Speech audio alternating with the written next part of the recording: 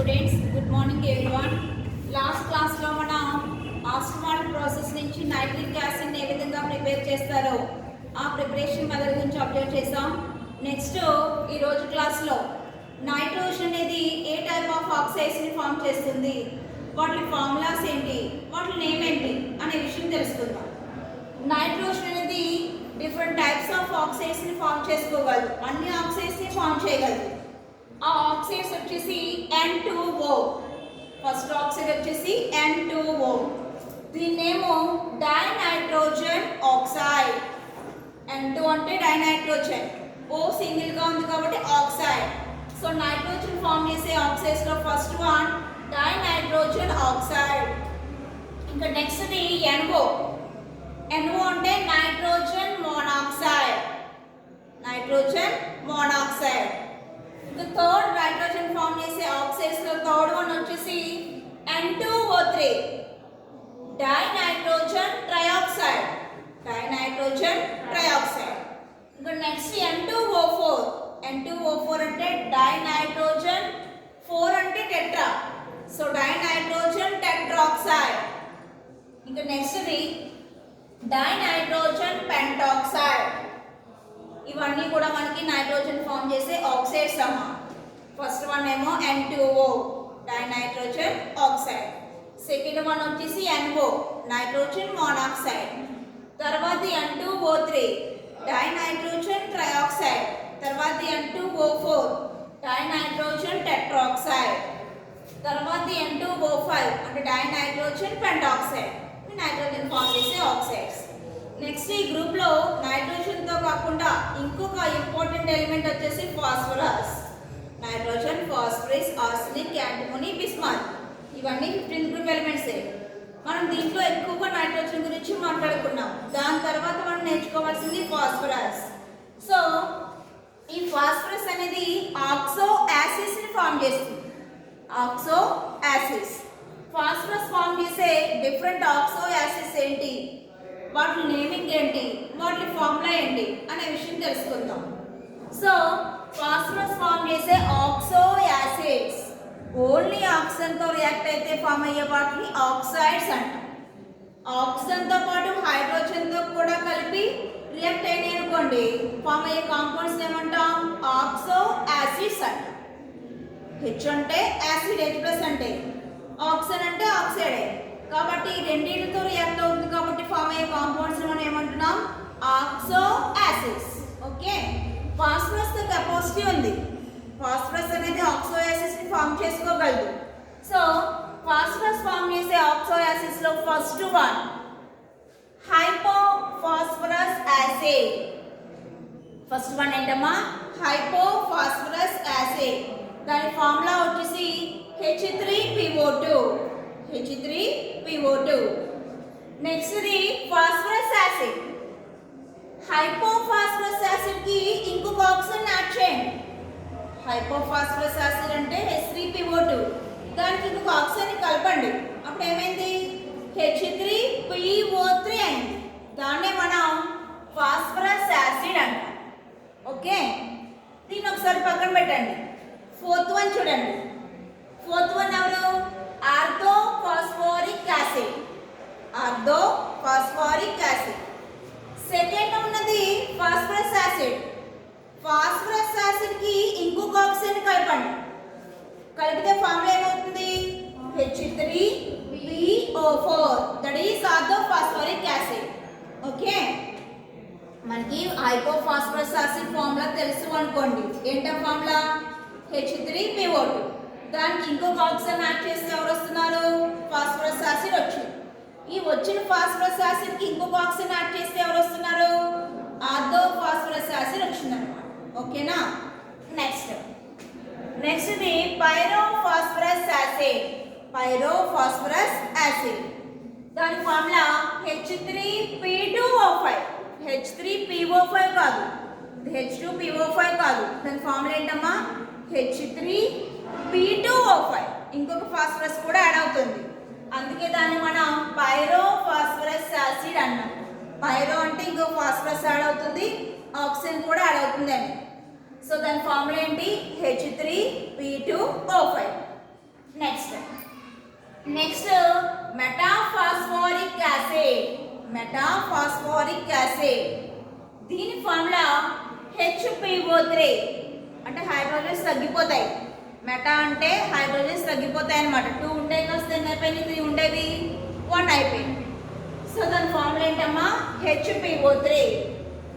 తర్వాత హైపోఫాస్ఫోరిక్ యాసిడ్ అదేమో ఫాస్ఫరస్, ఇది వచ్చేసి ఏంటి ఫాస్ఫోరిక్ యాసిడ్. మీ డిఫరెన్స్ అర్థం చేసుకోవాలి. ఫాస్ఫరస్ కి ఫాస్ఫోరిక్ కి వేరియేషన్ ఉంటుంది. ఫాస్ఫరస్ అంటే ఆక్సిడేషన్ స్టేట్ అక్కడ తక్కువగా ఉంటుంది ఫాస్ఫరస్ కి.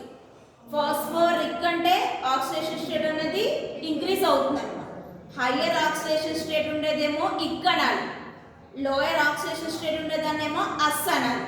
సో ఫాస్ఫరస్ అన్నామంటే ఇక్కడ ఫాస్ఫరస్ ఆక్సిడేషన్ స్టేట్ ఎలా ఉన్నట్టు తక్కువగా ఉన్నట్టు. ఫాస్ఫోరిక్ అన్నామంటే ఫాస్ఫరస్ ఆక్సిడేషన్ స్టేట్ ఎలా ఉన్నట్టు ఎక్కువగా ఉన్నట్టు. సో దీన్ని ఏమో హైపోఫాస్ఫోరిక్ యాసిడ్. దాని ఫార్ములా H4P2O6. దాని ఫార్ములా ఏంటన్నా H4P2O6. Next pyrophosphoric acid. Pyrophosphoric acid దీని ఫార్ములా H4P2O7. ఇదేమో O6, ఇక్కడ వచ్చేసి O7. ఇంకా లాస్ట్ది పెరాక్సీ ఫాస్ఫోరిక్ యాసిడ్. పెరాక్సీ అంటే దాంట్లో పెరాక్సీ బాండ్ ఉంటుంది. ఏంటండి పెరాక్సీ బాండ్? పెరాక్సీ బాండ్ అంటే O single bond O single bond O bond ఉందనుకోండి, దాన్ని మనం ఏమంటాం పెరాక్సీ బాండ్ అంటాం. సో అలాంటి ఆక్సో యాసిడ్స్ ఏమన్నారు పెరాక్సీ ఫాస్ఫోరిక్ యాసిడ్.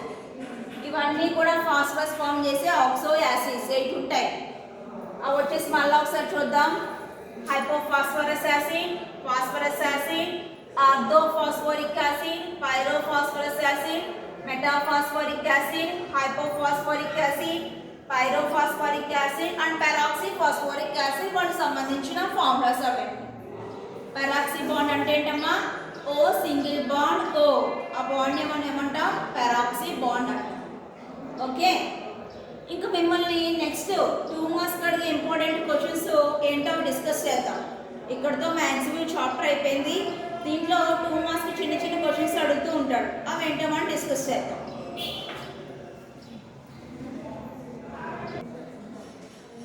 నెక్స్ట్ ఈ 15th గ్రూప్ ఎలిమెంట్స్ నుంచి కొన్ని ఇంపార్టెంట్ 2 మార్క్స్ అడుగుతూ ఉంటారు. ఆ 2 మార్క్స్ ఏంటో మనం డిస్కస్ చేసుకుందాం. దాంట్లో ఫస్ట్ క్వశ్చన్ చూడండి. ఫస్ట్ క్వశ్చన్ ఏమంటారంటే మనల్ని nitrogen can exist as diatomic atom. Nitrogen can exist in diatomic atom and phosphorus as P4. Why అని అడుగుతున్నాడు. అంటే నైట్రోజన్ ఫాస్ఫరస్ రెండు ఉన్నాయి ఈ గ్రూప్ లో. నైట్రోజన్ అనేది diatomic molecule, I mean N2 గా ఎగ్జిస్ట్ అవుతుంది. నైట్రోజన్ అనేది N2 కింద ఉంటుంది, డైఅటామిక్ మాలిక్యూల్ కింద మాత్రమే ఎగ్జిస్ట్ అవుతుంది. కానీ ఫాస్ఫరస్ విషయానికి వచ్చేటప్పటికి ఇది P4 కింద ఎగ్జిస్ట్ అవుతుంది. ఎందుకు అని ఎక్స్ప్లెయిన్ చేయమని అడుగుతున్నారు. ఎందుకో చూడండి, ఈ రెండింటిని కనుక మనం కంపేర్ చేసుకున్నాం అనుకోండి, ఈ రెండింటిని కంపేర్ చేస్తే ఫస్ట్ నైట్రోజన్ గురించి మాట్లాడుకుందాం. నైట్రోజన్ అటామిక్ నెంబర్ ఎంత అన్నా 7. ఫాస్ఫరస్ అటామిక్ నెంబర్ ఎంత 15. దీంట్లో స్మాల్ ఆటమ్ ఎవరు నైట్రోజన్.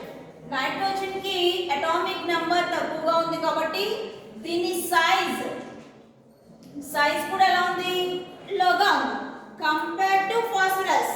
ఈ రెండింటిని మనం కంపేర్ చేసుకోవాలి. కంపేర్ చేసుకున్నప్పుడు ఈ ఫాస్ఫరస్ తో కనుక మనం కంపేర్ చేసుకుంటే ఈ నైట్రోజన్ కి సైజ్ అనేది లోగా ఉంది. సైజ్ లోగా ఉన్నప్పుడు ఎలక్ట్రోనెగటివిటీ అనేది వెరీ హైగా ఉంటుంది. ఎలక్ట్రోనెగటివిటీ ఎలా ఉంటుంది హైగా ఉంటుంది. సో ఈ నైట్రోజన్ కి EN means electronegativity high. Electronegativity హైగా ఉండడం వల్ల ఈ బిట్వీన్ లో అంటే నైట్రోజన్ ఆటమ్ కి బిట్వీన్ లో బాండ్స్ అనేవి వెరీ స్ట్రాంగ్ గా ఉంటాయి. ఎలా ఉంటాయి వెరీ స్ట్రాంగ్ గా ఉంటాయి. స్ట్రాంగ్ గా ఉండి ఇది వీటికి బిట్వీన్ లో ట్రిపుల్ బాండ్ ని ఫామ్ చేసుకుంటుంది. ట్రిపుల్ బాండ్ నైట్రోజన్ కి బిట్వీన్ లో ఏ బాండ్ ఫామ్ అవుతుంది? ట్రిపుల్ బాండ్ ఫామ్ అవుతుంది. అందుకే నైట్రోజన్ అనేది డై అటామిక్ మాలిక్యూల్ కింద ఎగ్జిస్ట్ అవుతుంది. దానికి మెయిన్ రీజన్ ఏంటంటే దానికి ఉన్నటువంటి small size and high electronegativity. ఆ రెండు కారణాల వల్ల నైట్రోజన్ ఎలా ఎగ్జిస్ట్ అవుతుందమ్మా మనకి? డై అటామిక్ మాలిక్యూల్ అంటే N2 ఫామ్ లో ఎగ్జిస్ట్ అవుతుంది. ఓకేనా? ఆ N2 ఎలా ఉంటుంది? N triple bond N. So it is a diatomic molecule. కానీ ఫాస్ఫరస్ చూడండి, ఫాస్ఫరస్ కి సైజ్ అనేది హైగా ఉంది compare to nitrogen. So size హైగా ఉంది. సైజ్ హైగా ఉంటే ఎలక్ట్రాన్ నెగటివిటీ ఆటోమేటిక్ ఏమైపోతుంది? డిక్రీజ్ అయిపోతుంది. సో దీనికి En ఎలక్ట్రాన్ నెగటివిటీ అనేది డిక్రీజ్ అయిపోయింది. డిక్రీజ్ అయిపోవడం వల్ల ఫాస్ఫరస్ అదర్ ఫాస్ఫరస్ తో రియాక్ట్ అవుతుంది. కానీ ఏ బాండ్ ద్వారా మాత్రమే లింక్ అప్ అవుతుంది? Single bond. అంటే ఫాస్ఫరస్ కి బిట్వీన్ లో సింగిల్ బాండ్ ఉంటుంది. కానీ నైట్రోజన్ కి బిట్వీన్ లో ట్రిపుల్ బాండ్ ఉండి అది డై అటామిక్ మాలిక్యూల్ కి ఎగ్జిస్ట్ అవుతుంది. కానీ ఫాస్ఫరస్ అలా చేయట్లేదు. ఏం చేస్తుందంటే సింగిల్ బాండ్స్ తో కలిసి టెట్రాహెడ్రల్ ఫామ్ లో ఫామ్ అయిపోతుంది. టెట్రాహెడ్రల్ షేప్ లో ఫామ్ అయిపోతుంది. ఎందుకంటే దానికి ఉన్నటువంటి బిగ్ సైజ్ లో ఎలక్ట్రోనెగటివిటీ. ఆ రీజన్స్ వల్ల ఫాస్ఫరస్ అనేది టెట్రాహెడ్రల్ ఫామ్ లో మనకి ఫామ్ అవుతుంది through single bond. Phosphorus single bonds తో మనకి కలిసిపోయి టెట్రాహెడ్రల్ షేప్ అనేది వచ్చేస్తుంది అనమాట. సో అందుకే టెట్రాహెడ్రల్ అంటే ఏంటి? 4. అందుకే ఫాస్ఫరస్ అనేది P4 కింద ఎగ్జిస్ట్ అవుతే నైట్రోజన్ అనేది ఎలా ఎగ్జిస్ట్ అవుతుంది? N2 కింద ఎగ్జిస్ట్ అవుతుంది. నెక్స్ట్ క్వశ్చన్ చూడండి. Next, nitrogen molecule is highly stable. Next question చూడండి. Next 2 marks. Nitrogen molecule is highly stable. Why? Very important 2 marks question. Nitrogen molecule అనేది హైలీ స్టేబుల్ కింద ఉంటుంది. ఎందుకు అని అడుగుతున్నాడు. చూడండి, ఆల్రెడీ మనం చెప్పుకున్నాం. సెకండ్ క్వశ్చన్ వచ్చేసి ఇది ఫస్ట్ క్వశ్చన్, ఇదేమో second. Nitrogen N2 molecule is highly stable. Explain అంటున్నాడు. ఆల్రెడీ ఇప్పుడే చెప్పాను, నైట్రోజన్ కి మధ్య ఏ బాండ్ ఎగ్జిస్ట్ అవుతుంది? ట్రిపుల్ బాండ్ ఎగ్జిస్ట్ అవుతుంది. So N triple bond N. ఈ నైట్రోజన్ ఇప్పుడు మనం వేరే ఆటమ్ తో రియాక్ట్ చేయాలి అనుకోండి, ఫస్ట్ ఈ బాండ్స్ ఏమైపోవాలి? బ్రేక్ అయిపోవాలి. సింగిల్ బాండ్ ఉందనుకోండి, కొంచెం ఎనర్జీ ఇద్దాము, ఈజీగా బ్రేక్ అయిపోతుంది. పోనీ ఇన్ కేస్ డబుల్ బాండ్ ఉందనుకోండి, ఇంకా కొంచెం ఎనర్జీ ఇస్తే ఇంకా త్వరగా బ్రేక్ అవుతుంది. కానీ ఇక్కడ ట్రిపుల్ బాండ్ ని మనం బ్రేక్ చేయడం అనేది డిఫికల్ట్. ఏదైనా రెండు ఆటమ్స్ మధ్యలో ట్రిపుల్ బాండ్ ఉన్నప్పుడు వాటిని బ్రేక్ చేయాలంటే మనం ఏం చేయాలి? వెరీ హై అమౌంట్ ఆఫ్ ఎనర్జీని ఇవ్వాలి. అంత ఎనర్జీని మనం సప్లై చేయడం కూడా డిఫికల్ట్ అనమాట. సో అందుకే నైట్రోజన్ స్టేబుల్ ఫామ్లోనే ఉంటుంది, వేరే వాటితో అంత ఈజీగా రియాక్ట్ కాదు. ఓకే, అది ఇంపార్టెంట్ క్వశ్చన్ అనమాట. ఎందుకు మెయిన్ స్టేబుల్గా ఉండడానికి రీజన్ ఏంటి? నైట్రోజన్కి బిట్వీన్లో ఏ బాండ్ ఎగ్జిస్ట్ అవుతుంది? Triple bond. ఆ ట్రిపుల్ బాండ్స్ని మనం బ్రేక్ చేయడం అనేది డిఫికల్ట్. అలా బ్రేక్ అయితేనే అవి ఏమవుతాయి? రియాక్షన్లో ఇన్వాల్వ్ అవుతాయి, లేకపోతే స్టేబుల్గా అలానే ఉండిపోతాయి. మనం బ్రేక్ చేయలేకపోతున్నాం కాబట్టి ఆటం ఎలా ఉంది? స్టేబుల్గా ఉంది. Okay, next question.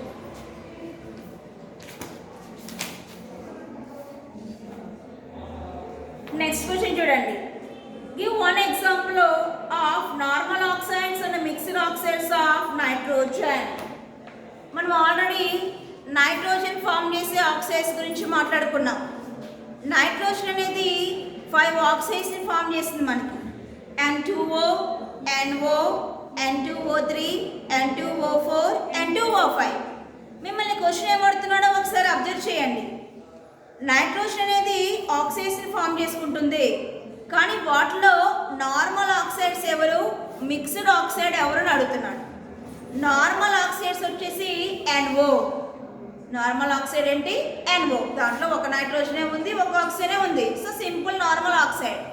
Mixed oxide వచ్చేసి N2O3, N2O4, N2O5 ఇవి ఏమైనా కావచ్చు అనమాట. ఎందుకంటే దాంట్లో మోర్ నెంబర్ ఆఫ్ నైట్రోజన్స్ ఉన్నాయి, మోర్ నెంబర్ ఆఫ్ ఆక్సైడ్స్ ఉన్నాయి. నార్మల్ ఆక్సైడ్ వచ్చేసి NO ఒక్కటే నార్మల్ ఆక్సైడ్. ఇంకా మిక్స్డ్ ఆక్సైడ్స్ వచ్చేసి N2O3 కావచ్చు, N2O4 కావచ్చు, N2O5 కూడా కావచ్చు అనమాట. సో ఇలాంటి 2 మార్క్స్ క్వశ్చన్స్ అడుగుతాడు. వన్ ఎగ్జాంపుల్స్ ఇస్తే చాలు. నార్మల్ ఆక్సైడ్కి ఒకటి ఇవ్వండి, మిక్స్డ్ ఆక్సైడ్కి ఒకటి ఇవ్వండి, సరిపోతుంది. నెక్స్ట్ ఇది చూడండి, ఇది కూడా important question. Give an example of acidic oxide of phosphorus, neutral oxides of nitrogen. ఇలాంటి క్వశ్చన్స్ అడుగుతాడమ్మా. మనకి ఫాస్ఫరస్ ఆక్సైడ్స్ని ఫామ్ చేయగలదు, నైట్రోజన్ కూడా ఆక్సైడ్స్ని ఫామ్ చేయగలదు, రెండు ఫామ్ చేయగలదు. ఫాస్ఫరస్ ఫామ్ చేసే ఆక్సైడ్స్ P2O3, P2O5. ఫాస్ఫరస్ రెండే ఆక్సైడ్స్ని ఫామ్ చేసుకుంటుంది. ఏంటవి? P2O3, P2O5. P2O3 అంటే ఫాస్ఫరస్ ట్రైఆక్సైడ్, P2O5 అంటే ఫాస్ఫరస్ పెంటాక్సైడ్. రెండు ఫామ్ చేసాయి. నైట్రోజన్ అయితే 5 ఫామ్ చేసింది. కానీ వీటిలో ఎసిడిక్ ఆక్సైడ్స్ ఆఫ్ ఫాస్ఫరస్ ఏంటి, న్యూట్రల్ ఆక్సైడ్స్ ఆఫ్ నైట్రోజన్ ఏంటి అని అడుగుతున్నాడు.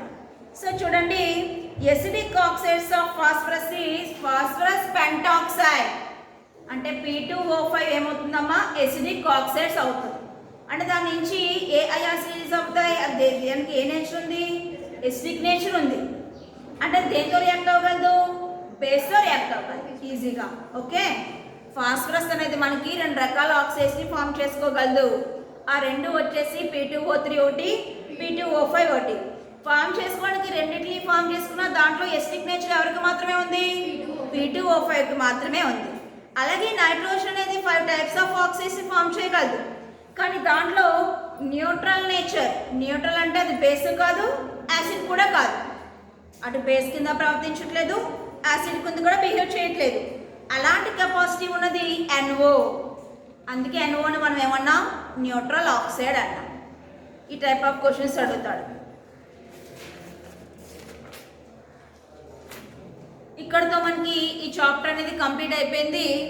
నెక్స్ట్ 16th గ్రూప్ ఎలిమెంట్స్ గురించి డిస్కస్ చేసుకుందాం. ఓకే,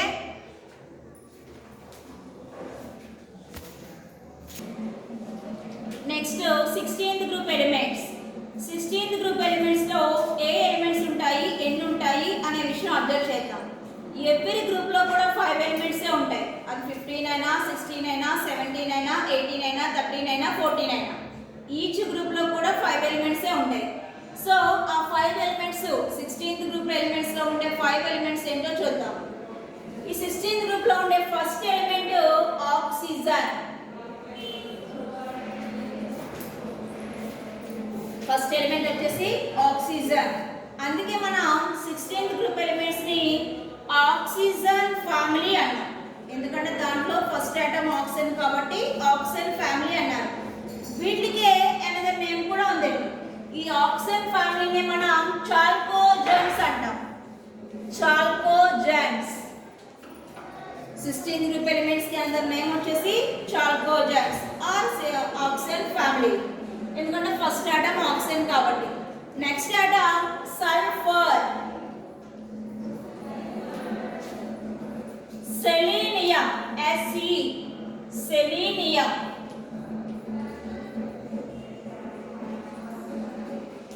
Te టెలూరియం,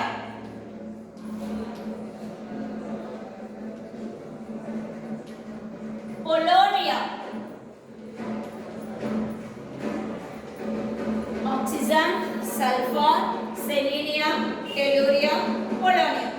వీటికి ఎలక్ట్రానిక్ కాన్ఫిగరేషన్స్ ఎలా ఉన్నాయి, అటామిక్ నంబర్స్ ఏంటి అనే విషయం చూద్దాం. So next one atomic number, తర్వాతది ఎలక్ట్రానిక్ కాన్ఫిగరేషన్.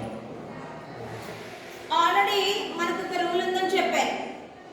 ఏదైనా గ్రూప్లో ఫస్ట్ ఆటమ్ అటామిక్ నెంబర్ తెలిసింది అనుకోండి, నెక్స్ట్ ఆటమ్స్ అటామిక్ నెంబర్ మనం ఏం చేయొచ్చు, తెలుసుకోవచ్చు, మనమే కనుక్కోవచ్చు అనమాట. So first atom atomic number ఎంత ఆక్సిజన్కి 8. సో 8 వేసేసుకోండి, కామన్గా 8 వేసేసుకోండి. ఈ సల్ఫర్కి నాకు తెలియట్లేదు, అందుకని ఆక్సిజన్కి +8 యాడ్ చేయాలి. దీని అటామిక్ నెంబర్కి +8 యాడ్ చేయండి. 8కి 8 యాడ్ చేస్తే ఎంత, 16. So 16 is the atomic number of sulphur. Okay,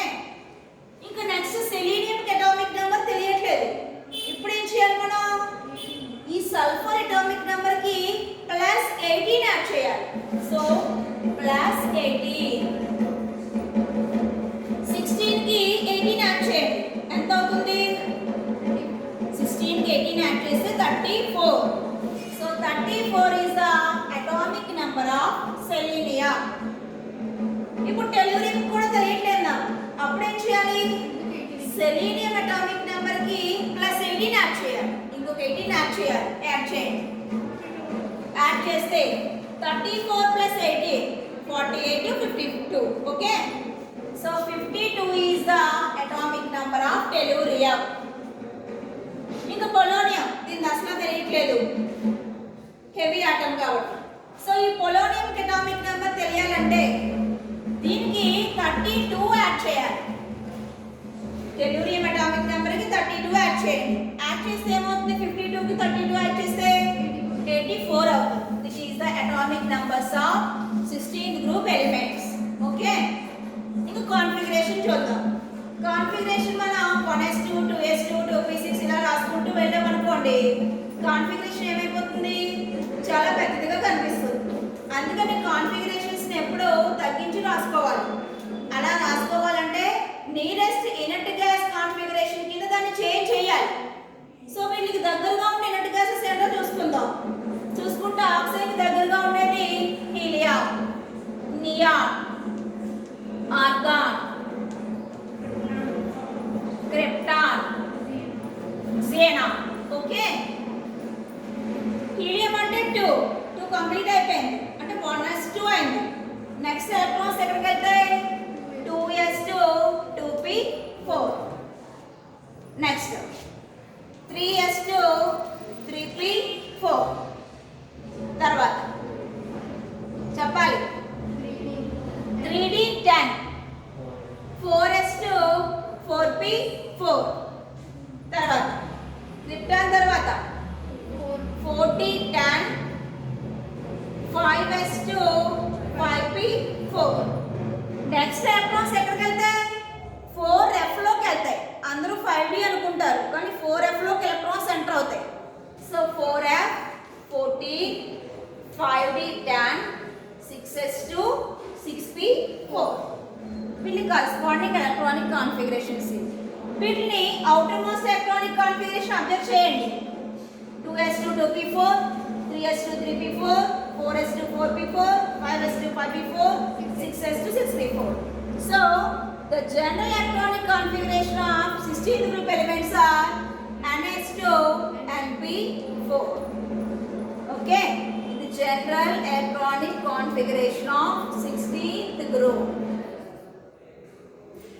ఇది 16th group elements ఏంటి, వాటి అటామిక్ నెంబర్స్ ఎలా ఉంటాయి, వాటి కాన్ఫిగరేషన్ ఏంటి అని. ఇదంతా కూడా 16th group ఇంట్రడక్షన్. ఇంకా దీంట్లో మెయిన్ టాపిక్స్ నెక్స్ట్ క్లాస్లో డిస్కస్ చేసుకుందాం. ఓకే.